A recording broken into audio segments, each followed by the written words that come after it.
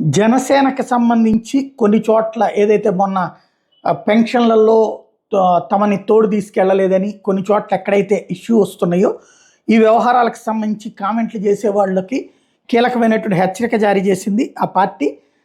అభివృద్ధి క్షీణదశకి చేరి ప్రభుత్వ వ్యవస్థలన్నీ అస్తవ్యస్తమైన స్థితిలో ఆంధ్రప్రదేశ్కి రాష్ట్ర పరిపాలనా పగ్గాలు చేపట్టిన ఎన్డీఏ ప్రభుత్వానికి జనసేన శ్రేణులన్నీ వెనుదన్నుగా నిలబడాలని, పార్టీకి చెందిన ఏ ఒక్కరూ ప్రభుత్వానికి అధికారులకు వ్యతిరేకంగా మాట్లాడవద్దని పార్టీ అధ్యక్షులు పవన్ కళ్యాణ్ గారు దిశానిర్దేశం చేశారు.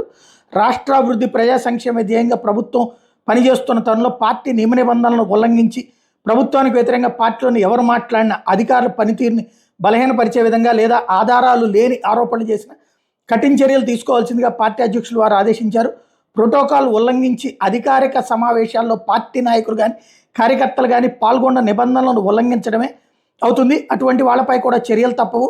తొలుత షోకాజ్ నోటీస్ జారీ అవుతుంది. నోటీస్కి సంతృప్తికరమైన సమాధానం రాని పక్షంలో కఠినమైన చర్యలు తప్పవు.